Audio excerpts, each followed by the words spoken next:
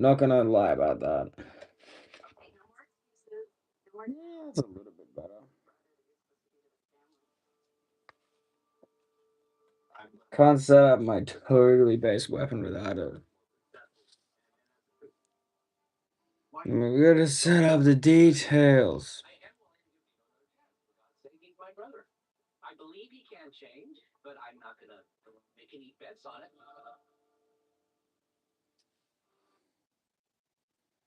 Hmm.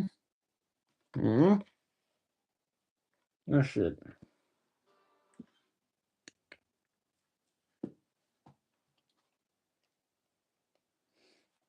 It's only more harder to see because I can't wear my glasses with this mask on. Mm. Without my glasses, it's so much harder to see.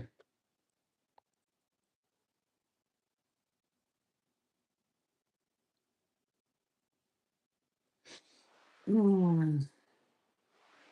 Mm. Gotta try and do this well. Hmm. Good soldiers follow orders. Don't stop me with that. I don't even have the right weapon for a good good soldiers follow orders, man. It's actually the only Nerf gun I have left. I used to have tons, but we kind of threw away the other ones. So I mean, I've got a bunch of attachments for it, so there is that. Just adding Discord. Come on, pin. There we go. It's a pinned, man.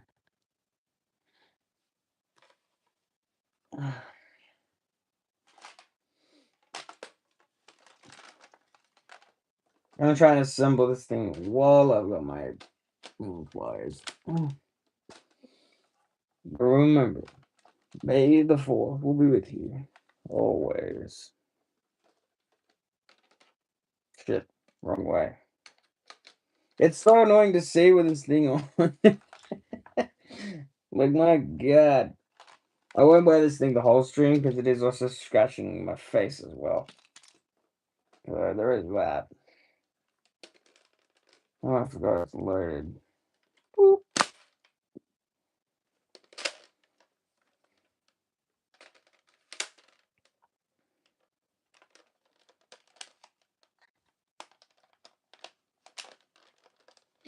I got instead of the no wonder stormtroopers in the movies couldn't hit anything. They can't see out of the mask. Seriously, no wonder they couldn't see anything, man. Crazy. My. No, I can't wear it forever because around it, like around the part of the thing on my nose, it actually scratches my nose. So I can't wear it the whole time, but I'll wear it for a good majority of it. You needed to say it was May the 4th! Well, send another message, because they now think I'm weird. Just like you guys think I'm weird. Well, I am weird, but just like a different kind of weird. I don't know. Don't forget to tap that like button for May the 4th, guys. It's the mark of a great year. I mean, we've already gotten a Star Wars movie, at least. Wait, that's not working.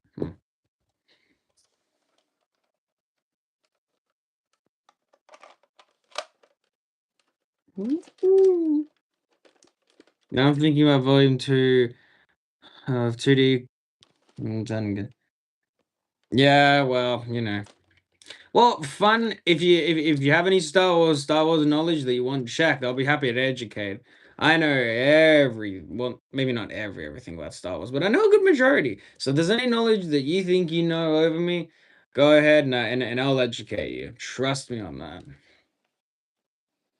I'll try to educate you.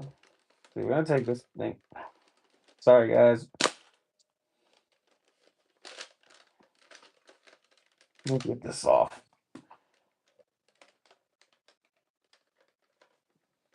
Whip out. So don't forget to hit that like button for May the 4th.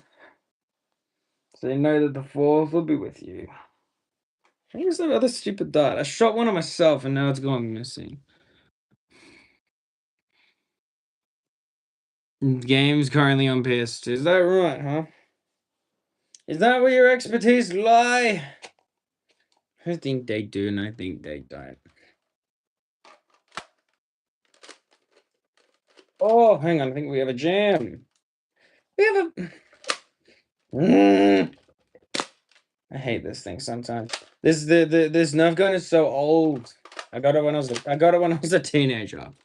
The only one I would not let my family get rid of because it was a good quality weapon. Oh man. But it just starts out as that.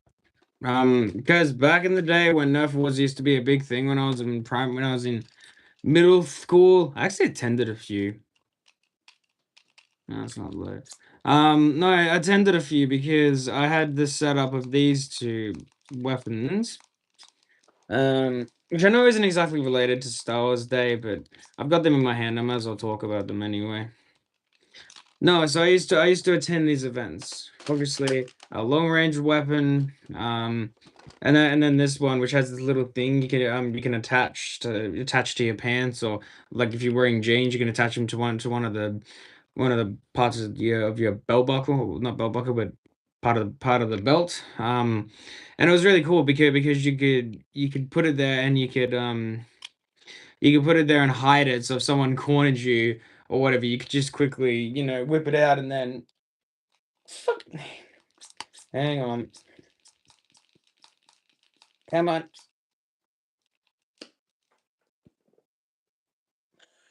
I did not intend to do that. I just heard air. Are you hear that? Anyway.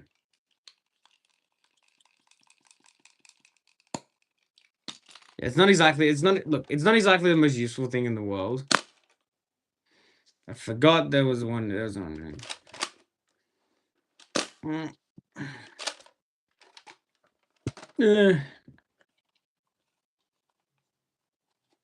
Not Battlefront, like I mean, and yeah, fair enough. I don't know.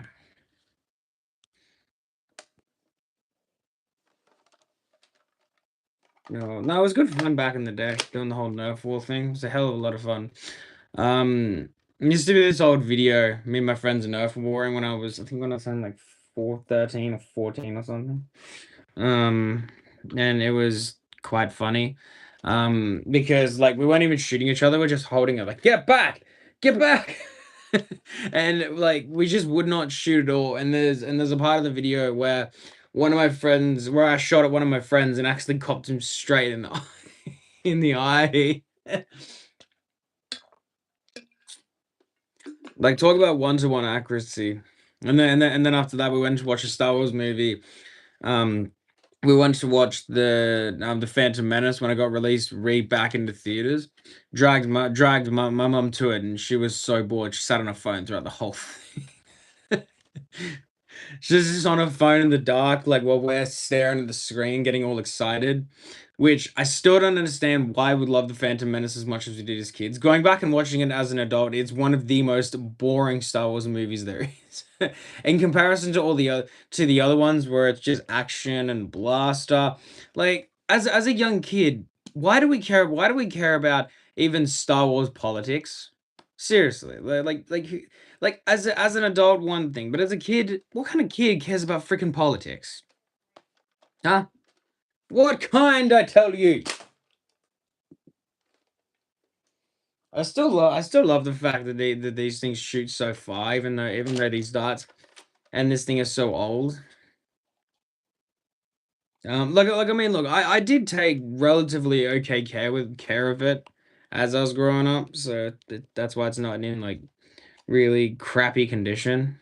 It probably should be in worse condition than it actually is, but it is what it is.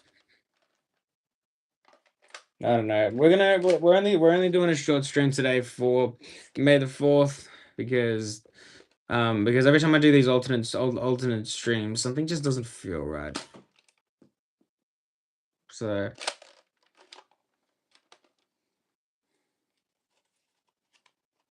no, I gotta find time to get some of my friends together, get them Nerf weapons and give them these masks and see how they see. I did actually hit it. I was aiming for my Nintendo Wii, which is the thing that's my iPad's currently leaning on.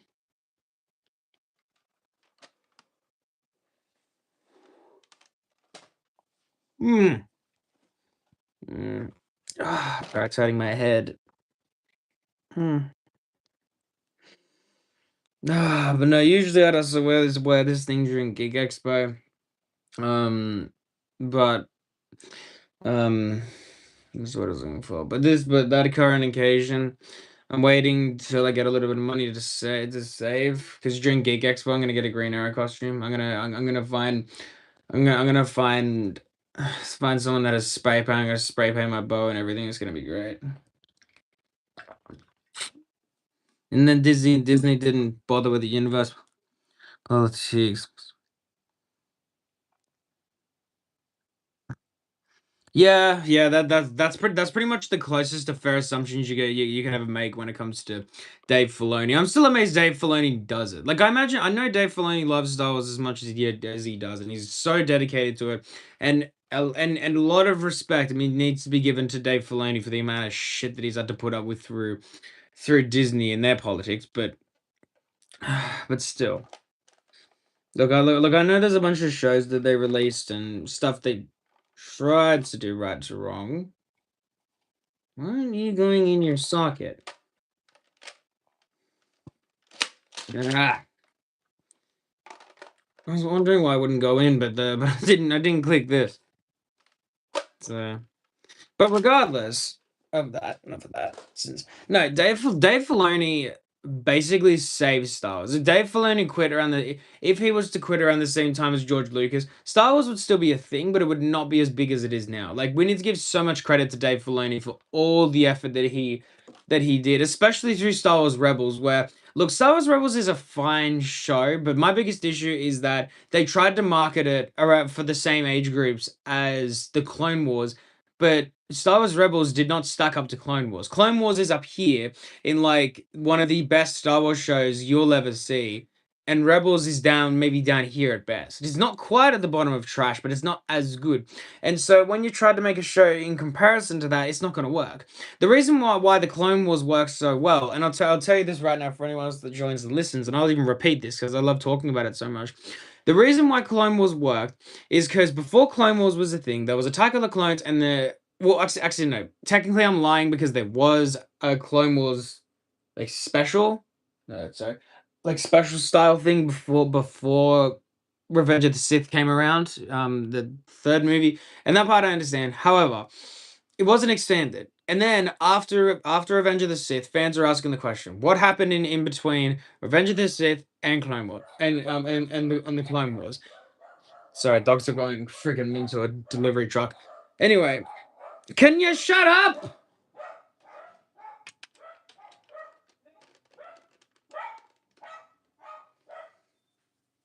Anyway, and so Clone Wars and so the Clone Wars show had a lot of room to play around with. They had I think it was 2 or 3 years in a massive expanded universe of a lot of storytelling. And Dave Filoni and his crew for the Clone Wars, they just went all out. They expanded upon that in that they expanded that part of the universe so greatly. They used multiple different characters, whether they were Sith, Jedi, acolytes, Padawans. You know, even outside of the Jedi and Sith whole contemplation, the whole point of view. Sorry, they talked about the clones. They talked about the separatists. They actually made the politics in an interesting way by not making it a strong focus point but also by showing it in a way that made sense instead of talking about it out of nowhere. They slowly built it up to the point where where we as fans, even as young kids and teenagers, could sit down and actually understand what they were talking about. And even if we didn't have an interest in it, we could skip it because the way that the Clone Wars formula was, like according to people's research on the show, the first episode of season one is meant to be like season three, episode six in the timeline or something. So you can basically mash it all together. Like there's a couple of arcs that you kind of have to watch for them to make sense, but they're only 2 episodes long. Everything else you can kind of just watch wherever. I mean, I watched it from start to finish like any ordinary fan would. Hey, Darkness. Yeah, I watched it like any ordinary fan would, from season one up to season seven when it stopped airing, or six or whatever. And, yeah, seven. Like season seven where it stopped airing. And by the way, that ending to the Clone Wars is just perfection. It is absolute perfection because not only does it slowly start on Order 66. Hey Celsius. Like the end of Clone Wars starts at the beginning of Order 66. It answers the long running question that Star Wars fans had for years: what happened to Ahsoka and Rex? Because in the comic books it explains that Rex helped Ahsoka escape, but then in the Clone Wars they changed it to say that Rex actually initially obeyed Order 66 and attacked Ahsoka because he did not yield.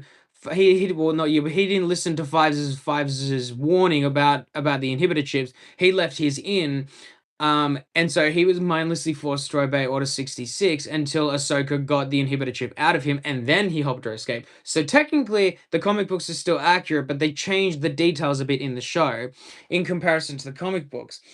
I do apologize. I could literally go on about Star Wars forever. I know so much about it. Um, but no, that ending to it, and I watched that ending of the episodes when they got released, and I got emotional watching them because it was just incredible to watch.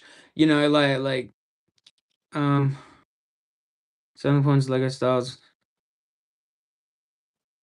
Yeah, exactly. That was also one of the other big vocal points of the what do you call it, of the Skywalker saga, and there were so many other things that they implemented into those. I mean, hell, even we can even go as far back as the original Lego Star Wars games. Hey, hi Bird, welcome in. Thanks so much for coming. I appreciate it.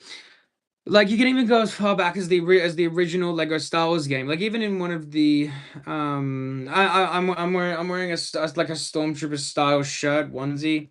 It comes with this, which I really can't wear properly with glasses on because even with the glasses I can't properly see it because it stuffs up my vision. um, but regardless of that, um, like during the original during the original Lego Star Wars game in the fourth episode slash the first one in the original game, not the complete saga, but the original one, in I think it's the second mission where they're going through the Ugnaughts like little, I don't know, that ride on vehicle thing that they use to look for droids and stuff. Even inside of that, there's a little the oh cool. No, that's very cool. It looks nice. Um but what was the other point? In that particular scene, there's actually an Easter egg of Anakin and Obi-Wan fighting over lava. So even back in the, you know, you know, I figured as much, Ada. Sorry, I didn't recognize you at first, but I wasn't. I had a feeling that it was you or one of the other newer subscribers. I just couldn't think which one. But yeah, thanks for returning. We're doing a little special live stream today for May the 4th. It's basically just a play on words for May the Force be with you from Star Wars. So, and Stormtroopers usually have these E11 blaster rifles, but I've only got a Nerf gun because broke life, you see. Sorry, I had to do that. I'm sorry. I'm gonna get rid of that. So you guys know I'm not shooting anymore. Anyway, but the main point I was trying to make is that even back in the original Lego Star Wars games and original Star Wars games, they've made references from the movies, from pretty much anywhere. So referencing the Star Wars movies has always been a big thing for me. Mm.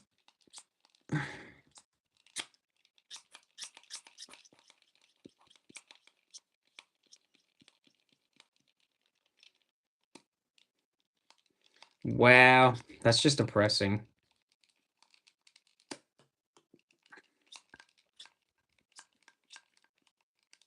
Now this thing's supposed to keep its air compressed, but it's got a hole in it now, so it's not as good.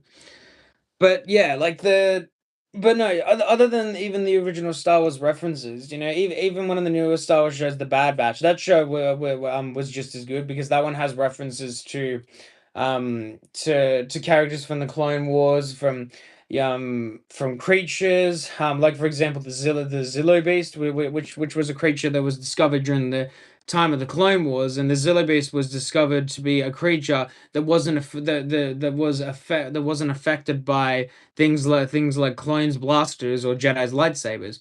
And Palpatine, aka the Chancellor, aka the Emperor, he secretly had the beast taken to an experimental spot where his scientists could experiment on it and figure out how to make an um not irresistible, invincible style of clone armor to help the clones when the time came when they betrayed the Jedi, but that didn't really come to fruition. So he kept the beast anyway for experimentation until the Bad Batch found it and released it, and then the beast destroyed the facility it was being experimented at. But some people actually think that the Zillo Beast was force sensitive. I know they make the room, they say the phrase constantly, the force resides in all living things, blah blah blah. But I actually think that people's theory on the Zillo Beast being force sensitive is accurate. Because when you think about it, during the episode where the Zillo Beast is first discovered, um, like he doesn't react ill will to the Jedi, like he gets angry at the clones um and the dogs because they're trying to kill the Zillo Beast, which obviously doesn't work because it's invincible in that point of view. But and doesn't react badly to the Jedi. But the second the Zillo Beast even lays an eye on Palpatine, he has the angriest looking face. And you want to know why? Because he's force sensitive, because the Zillo Beast can sense the Emperor's darkness, which is why he reacted and tried to kill Palpatine on many occasions because he wanted to eradicate the darkness. Now, this is only just a theory, and Dave Filoni hasn't, and the other Star Wars officials haven't really given an answer on this because I actually think that even this theory surprised them a little bit. I personally think they just did it. Oh, it's plot, like the Zillo Beast got angry because he heard Palpatine saying that Palpatine wanted to kill the beast, but creatures have never been known to understand galactic basic, which is the language in the Star Wars universe. It's basically another word for English in our world. They in the Star Wars universe they call it galactic basic. Um, so it's either the Zilla Beast can understand galactic basic, or the Zilla Beast is force sensitive. But there's theories to back up both claims. So who knows who's right and who knows who's wrong on either stance.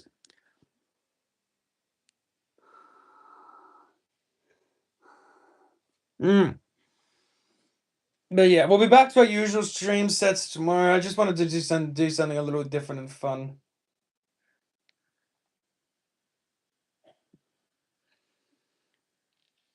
Yeah, well, that's exactly the point. It's not like they could write in that. But again, the other problem with that theory of Zillabase being force sensitive is why didn't the Zillabase use its powers of the force to stop the dogs from killing it or dominate everyone around it? Simple answer. Not every single being that's force sensitive can immediately use their powers straight away. Some beings can, like for example, Sith Lords. When Sith Lords are force sensitive, when they're under a bunch of stress or traumatic moments, they can activate their pure powers out of pure stress. It's kind of like how I'm not sure if you guys watched the Deadpool movie or saw much of the Marvel and DC comics, but it's shown that some metas um whatever you want to call them can activate their powers under huge amounts of stress, like for example in the X-Men First Class movie, how Magneto used his powers when um when the Germans killed his mother in front of him. He used his powers and destroyed an entire section of a building. So it's shown that they can activate their powers in stress. And that argument could be made with the Zilla Beast because obviously trying to be killed, obviously them trying to kill the Zilla Beast, it's obviously going to should give it a lot of stress. Um, yeah, well, yeah, I know Celsius. Trust me, you don't want to compete against Red J when it comes to voice acting. He's like the king of all voice actors. But the main point that I make is that is that yeah, the Zilla Beast is potentially force sensitive or understood galactic basic.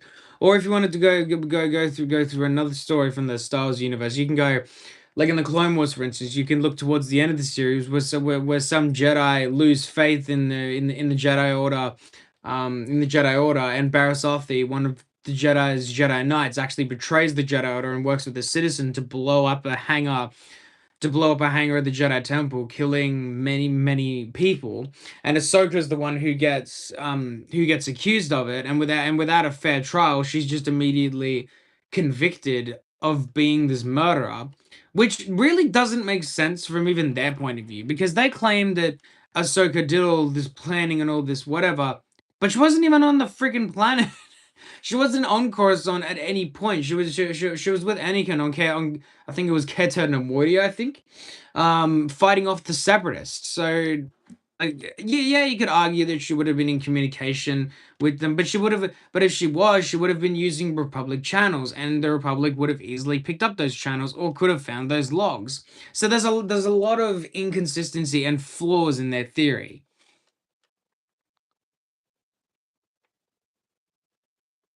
Okay, sounds like a fun plan, Celsius. But yeah, like it just and then for instance, you could like for example, there was yes, they had the whole evidence of Ahsoka force choking the lady when she came to confess to Ahsoka who did it. Yeah, no, Ray J can do them all. He's very, very good. Like I've heard the original voice actor for General Grievous and Red J, and he sounds very similar. Obviously, Grievous's voice in the show is very different to the voice actor. Which, hang on, I'll actually look up the guy's name. Like you can tell if you listen to his voice acting and the show itself, there is a distinct difference. But they use like auto sound effects and stuff to make it sound more like grindy and dark. I don't know what the right terminology is to use for it, but like that's the term that they like to use for it. So it's a bit different to like your your ordinary voice. Um, but one character that I feel like they absolutely nailed in this series in the Clone Wars specifically is Anakin. Anakin's story, like in the movies, Anakin's story was so bad. It was just him being this angry little boy throwing temper tantrums and just waiting to turn to the dark side. But in the Clone Wars, they gave him an actual character arc and showed why he struggled with his anger and his hatred and why he used it more often than not. And they showed him being a good person as well, and someone who genuinely cares about the people around him. He wasn't just this angry little freak that threw a temper tantrum and turned to the dark side. Yeah, well, there you go. It's sound editor. That would have been what they used. You do also know that I'm streaming, so anything you say or if you walk in here, you'll be seen and heard. And I do draw breath in between. Sorry, my mum's just picking on me. I don't need to. Anyway, moving on from the criticism. Yeah, I don't know, man. I've got no clue. I haven't really heard much from my sources about all that. Mm, hello, Molly. Come here, Baba. Come on. Molly, come here. Come on. Come over here. Come on. Keep coming. Keep coming. Come on. There you go, butthole. So no, you're not licking my toes. No, I don't want you to lick my toes. That's very gross, Mo. Come here, you can say hi to people on camera. Come on. Come here. Come here. Come on. Say hello. My name's Molly. My mom. Dad. Dad. No. What's that? Can you see yourself on camera, Mom? Look. Look. Can you see yourself on camera? Mention your puppy. Okay, you can go. Sorry, she's got her nails pressed really hard on my foot. Um, that kind of hurts. Um, but anyway, yeah, like with Anakin, they made in the Clone Wars, they made him a great character, someone that the fan base could really connect with. Um, or even his Padawan Ahsoka. She was another great example of a good character. Like at the start of the series, fun fact, fans did not actually like Ahsoka's character. They saw her as as annoying, loud, and like a whinging child. But then towards the end of the series, she became one of the most favorite characters. And if you guys don't believe me with any of these facts I'm throwing at you about Star Wars, you can look up the original reviews from the Star Wars The Clone Wars movie, and you'll see what I mean. There are tons of negative comments about Ahsoka's character. Yeah, that's good, dude. So in mind of that, like there's still a lot of Ooh, there was a lot of improvement from her character, from being something that was extremely hated to something that was loved to bits. But we'll go for about 9 more minutes and we'll cap it at 40 today. Because I think 40 is enough for May the 4th. But but yeah, like her character was loved. I loved the Ahsoka's character from the get go. I saw her as this overconfident, cocky. Sorry, pardon me. I saw her as this overconfident, cocky character. I honestly saw her as like Anakin from a younger point of view, because as we saw from the Clone Wars, from the Clone Wars movie, um, or the Attack of the Clones, I should say, not the Clone Wars movie, Attack of the Clones.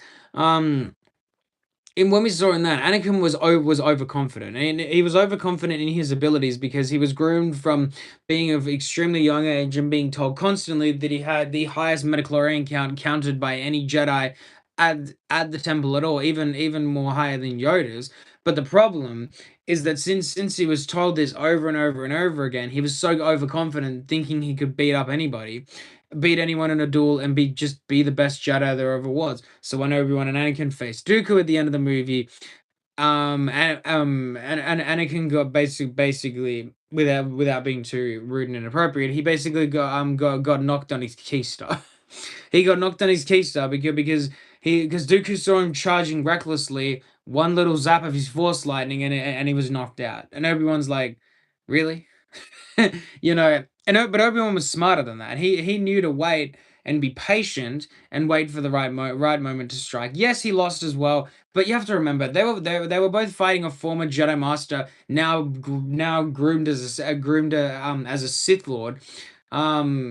Like that's not someone easy to beat. I mean, in that movie, Dooku was able to contend with Grand Master Yoda when Yoda was obviously faster before Revenge of the Sith and A New Hope and Beyond, when he was a lot slower and was not as strong. So that's an impressive feat by itself, being able to contend with Yoda, as we saw. I mean, Yoda obviously wasn't. I don't think Yoda was actually trying to kill him. I think Yoda was just trying to best him so they could get him to surrender and take him back to Coruscant. Blah blah blah. And I reckon if Yoda was actually trying to kill him, then Yoda probably would have. Um, but yeah, either way, it's not really. It didn't really matter to us much from a fan perception. I dropped my ball. You can tell I'm such a great catcher. All right, gotta pull that down. Can't see that.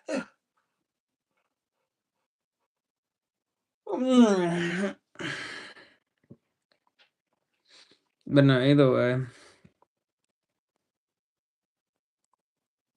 Yeah, exactly. That's also exactly the point. That whole duel was just based on teacher after teacher after teacher. First it's Yoda, then it's Dooku, then it's Qui-Gon, then it's Obi-Wan, then it's Anakin. So that's also why Dooku was easily able to beat both Obi-Wan and Anakin, because Obi-Wan and Anakin were using a style of Qui-Gon Jinn's style, and obviously Dooku taught Qui-Gon Jinn his own style. So Dooku was easily able to counter it. Like Anakin did give him a little bit of a run for his money when Anakin was fighting him, 2 lightsabers to 1.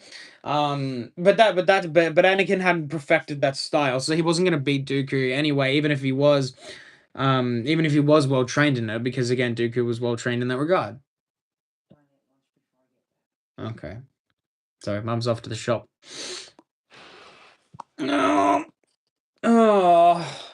As long as you're not back here by 2 o'clock, then we'll be fine. Okay, have fun. What is that, Arthur? It's a ball. You got the ball, mate? Come here. Artie, go get the ball. No, it's TA. It's treat time. They're going with mummy to get a snack, because every time mum goes out, she gives them one. So it's snack time for them today.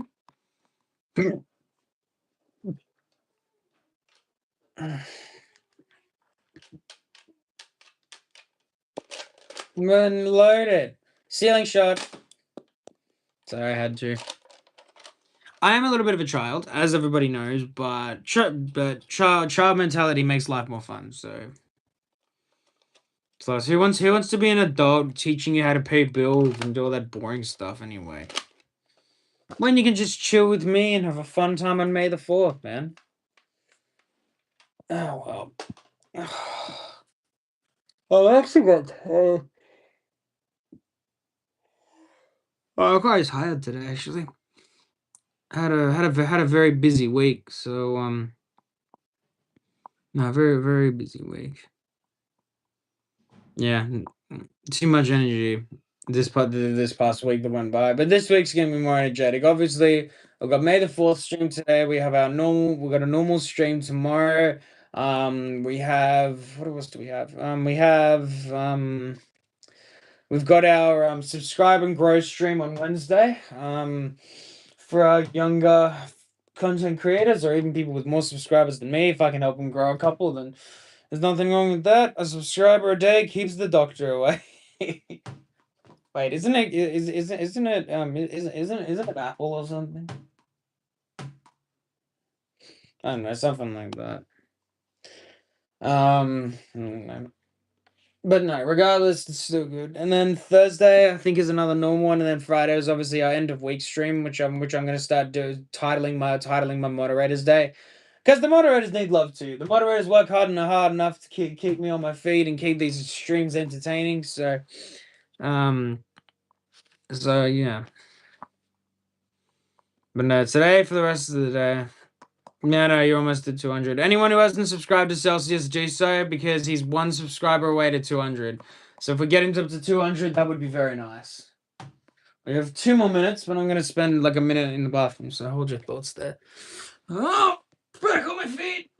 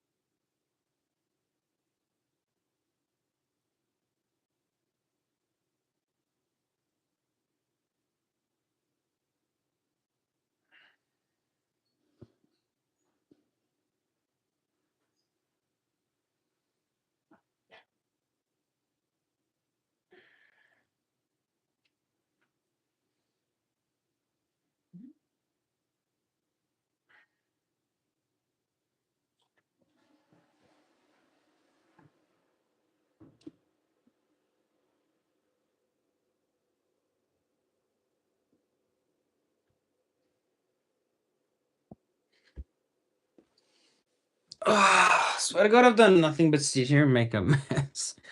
But anyway, guys, I'm going to cut the stream here. Hope you guys enjoyed the May the 4th stream. Tomorrow, we'll be back doing a regular old stream. Have a great day or night, guys, wherever you reside in this beautiful world. And we'll see you tomorrow. because I got to get my stream done tomorrow. Possibly before my girlfriend comes over or in the afternoon. But I'll update you guys in the community post. Take care. Love you guys.